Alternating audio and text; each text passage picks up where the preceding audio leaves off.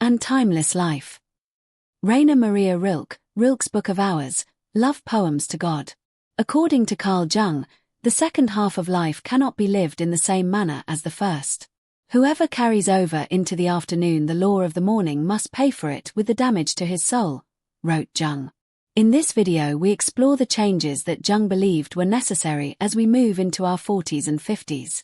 These changes, as we will learn, ward off the neuroses and depression that strike so many people in the mature years of life and help us harvest meaning and fulfillment from life's afternoon. Wholly unprepared, we embark upon the second half of life. Or are there perhaps colleges for 40-year-olds which prepare them for their coming life and its demands? No, thoroughly unprepared we take the step into the afternoon of life. Worse still, we take this step with the false assumption that our truths and ideals will serve us as hitherto. Carl Jung, Collected Works Volume 8. The program of life's morning, according to Jung, is that of expansion and growth. We must break from the controlling bonds of family, cultivate self-reliance and independence, and establish our own footing in the social world. Building a career, earning money, getting married, having children, attaining personal power and social status are some of the important tasks of life's first half. Or as Jung explains, the child begins its psychological life within very narrow limits, inside the magic circle of the mother and the family. With progressive maturation it widens its horizon and its own sphere of influence. Its hopes and intentions are directed to extending the scope of personal power and possessions. Desire reaches out to the world in ever-widening range. Carl Jung, Collected Works Volume 7. An extrovert attitude is best suited for the tasks of life's morning. Whether it be finding a spouse, building a career, or gaining social status, if our attitude is oriented to the outer world, we will be more successful. Too much introversion can lead us to miss out on many of the opportunities that bring fulfillment to youth and early adulthood. Or as Jung's colleague Jolyon Jacobi explains, the introverted, the seekers, the quiet and reflective ones, nevertheless in the end feel they are the losers, because the promises of youth have flown away, because the first half of their life was actually lived under the sign of the second, a situation not lacking in tragedy. Jolyon Jacobi, The Way of Individuation. While the program of life's morning favors the extrovert, that of life's afternoon favors the introvert. What youth found and must find outside, the man of life's afternoon must find within himself, writes Jung. Carl Jung, Collected Works Volume 7. Jung believed that as we move into our 40s and 50s, striving for external ends is not sufficient. What we need in the latter half of life is not more power, social status, romance, wealth, or career advancement, but meaning. Or as Jung writes about the patients in his private practice who were in the grips of a midlife crisis, we are no longer concerned with how to remove the obstacles to a man's profession, or to his marriage, or to anything that means a widening of his life, but are confronted with the task of finding a meaning that will enable him to continue living at all, a meaning more than blank resignation and mournful retrospect. Carl Jung, Collected Works Volume 7. Fulfillment in life's afternoon requires that we set aside others' expectations and start living a life guided by our inner needs and wants. This necessitates that we detach ourselves from our persona, which is Jung's term for the mask we wear to navigate the social world. A strong persona is useful in the expansionary phase of life's morning, but in the afternoon of life it becomes a hindrance to discovering meaningful ways to live our life. So many men are nothing more than the decorum accorded to them by society.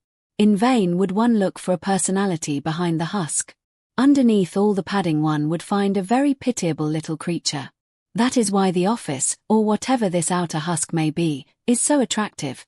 It offers easy compensation for personal deficiencies. Carl Jung, Collected Works Volume 7.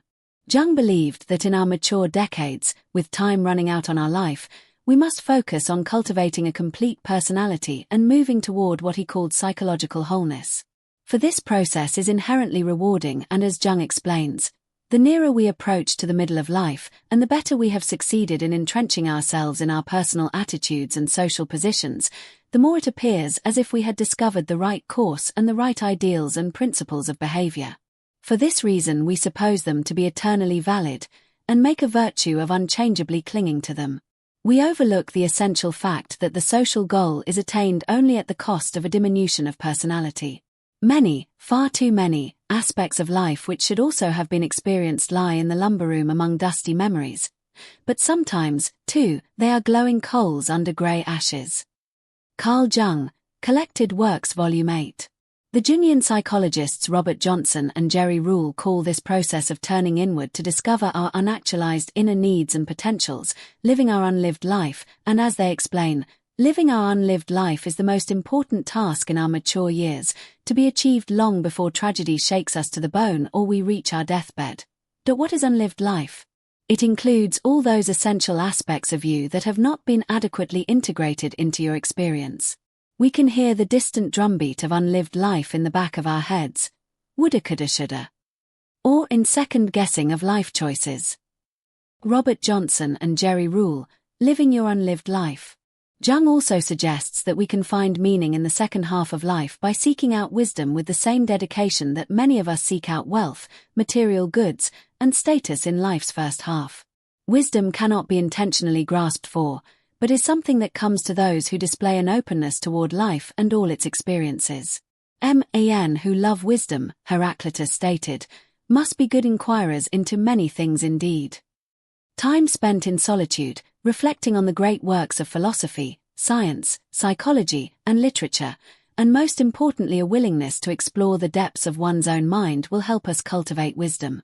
Jung believed the pursuit of wisdom was important for several reasons. Firstly, it can help us navigate the trials and tribulations of life's second half. Secondly, the pursuit of wisdom is a meaningful endeavor in and of itself.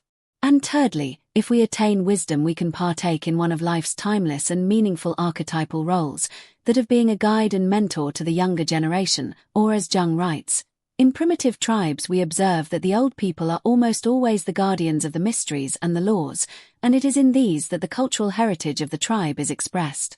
How does the matter stand with us? Where is the wisdom of our old people? Where are their precious secrets and their visions? For the most part our old people try to compete with the young. Carl Jung, Collected Works Volume 8. Another piece of advice that Jung offers to those moving into life's afternoon is to change our perspective of death. For in an age largely devoid of religious myths, far too many people, especially as they move into the second half of life, fear death to the point of becoming neurotic. Instead of drinking the riches from the cup of life's afternoon, such individuals are paralyzed by their health anxieties. To avoid being one of these sad souls, Jung suggests that we view death not as something to be fought against, but paradoxically, as life's ultimate goal. I have observed that a life directed to an aim is in general better, richer, and healthier than an aimless one, and that it is better to go forwards with the stream of time than backwards against it. To the psychotherapist, an old man who cannot bid farewell to life appears as feeble and sickly as a young man who is unable to embrace it. As a doctor I am convinced that it is hygienic, if I may use the word, to discover in death a goal towards which one can strive, and that shrinking away from it is something unhealthy and abnormal which robs the second half of life of its purpose. Carl Jung, Collected Works Volume 8. If we view death as complete annihilation, then adopting death as our goal may seem absurd. But Jung did not look at death in this nihilistic manner. Jung recognized that death is a great mystery, and his interest in parapsychology opened him up to the possibility that there may be something to the notion of life after death. Jung encouraged his elderly patients to be open-minded about the process of dying and to adopt belief in some form of immortality, or as Jung put it, "As a doctor, I make every effort to strengthen the belief in immortality, especially with older patients when such questions come threateningly close." For, seen in correct psychological perspective, death is not an end but a goal, and life's inclination towards death begins as soon as the meridian is passed. Carl Jung, Collected Works Volume 13. Turning inward, detaching from our persona, living our unlived life, seeking wisdom and viewing death as a goal can help bring meaning and fulfillment to the second half of life. But most people do not heed this advice. Rather, when a midlife crisis strikes, most people cling to the ways of their past and obsessively try to look and act young.